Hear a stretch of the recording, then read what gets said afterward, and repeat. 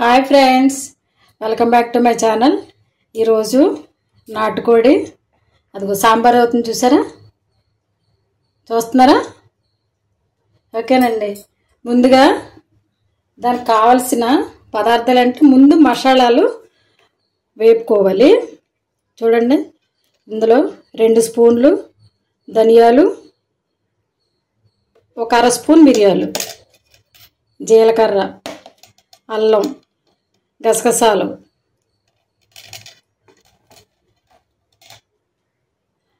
దాల్చిన చెక్క 2, 1 యాలక, 3 లవంగాలు, 1 వెల్లుల్లిపాయ. ఓకేనా?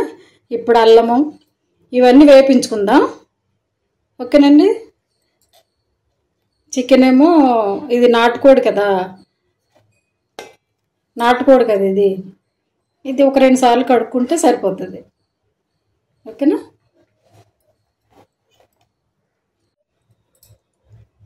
చికెన్ క్లీన్ చేసేసుకున్నాను. ఇప్పుడు కర్రీ ప్రాసెస్ చూద్దాం.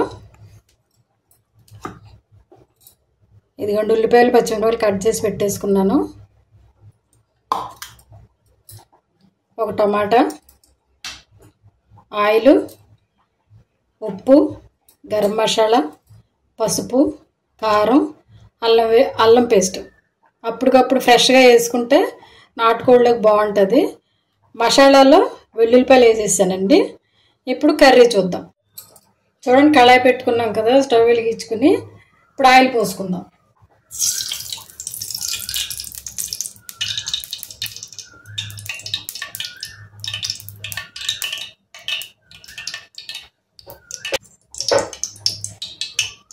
ఇదిగోండి, 1 బిర్యానీ ఆకు, ఉల్లిపాయ, పచ్చిమిరపకాయలు వేసేసుకోండి.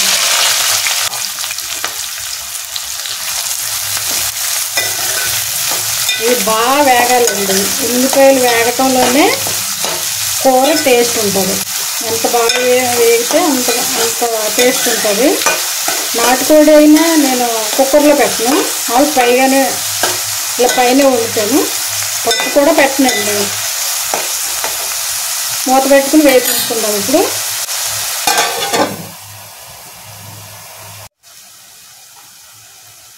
చూడండి, ఉల్లిపాయలు ఇలా వేగినాయి కదా. ఇప్పుడు టమాటాలు వేసుకుందాం.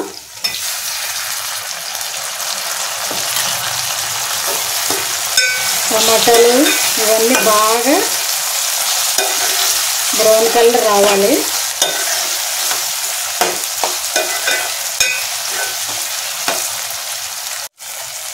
ఇదిగోండి, చూసారా? ఇలా వేగాలి. ఇలా వేగితే అప్పుడు ఏ కర్రీ అయినా టేస్ట్గా ఉంటుంది. టమాటాలు అన్నీ కూడా సబ్బు మెత్తగా అయిపోయినాయి. ఇప్పుడు ఇలా ఉండగా మనం తీసుకున్నాం కదా చికెన్, అది వేసేసుకున్నాం.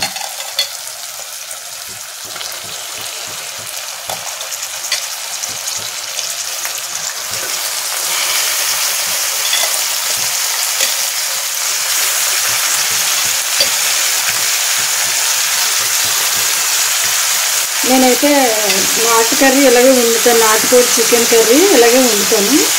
మీరు ఎలా వండుతారో కామెంట్లో చెప్పండి. ఇదిగోండి, అల్లంతోనే ఉడకాలి.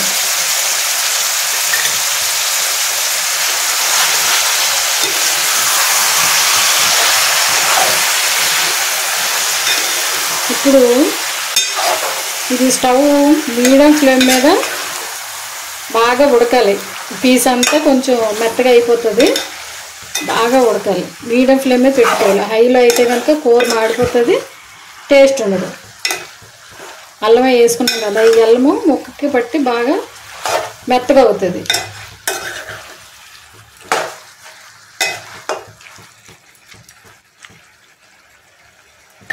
మూత పెట్టుకుని మీడియం ఫ్లేమ్ మీద ఉడికించుకోవాలి. చూసారా వాటర్ ఎలా వచ్చేసిందో? ఈ వాటర్ అంతా అల్లంతో పాటు ఎగిరిపోవాలి. అప్పుడు ముక్క బాగా ఉడికిపోతుంది. చూడండి, ఇది కర్రీ బాగా ఎగిరిపోయింది. ఇప్పుడు మనం కారం అవి తీసుకున్నాం కదా, వేసేసుకుందాం. కారం, ఇదిగోండి, సాల్ట్, పసుపు,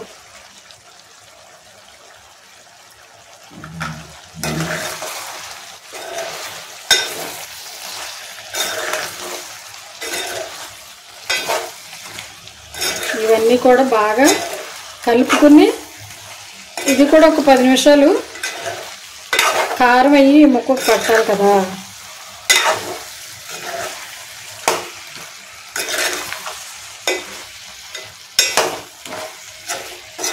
ఇప్పుడు మీడియం ఫ్లేమ్ కాదు, బాగా సిమ్లో పెట్టేసుకోవాలి. చూడండి, ఇప్పుడు ఈ నీళ్ళు పోయాలి. ఒక చిన్న గ్లాసు నీళ్ళు పోయాలి. ఇప్పుడు తిప్పుకొని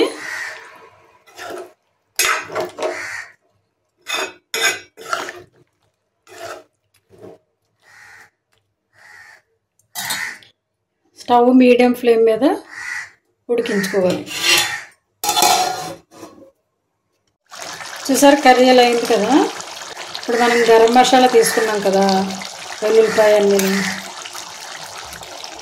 అది ఒక 3 స్పూన్లు వేసుకోవాలి.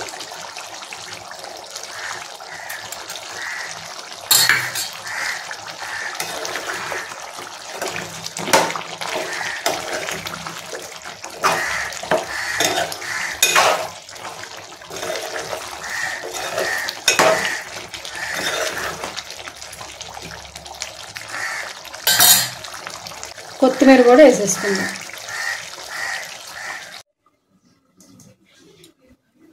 కర్రీ చూద్దాము. అదిగోండి,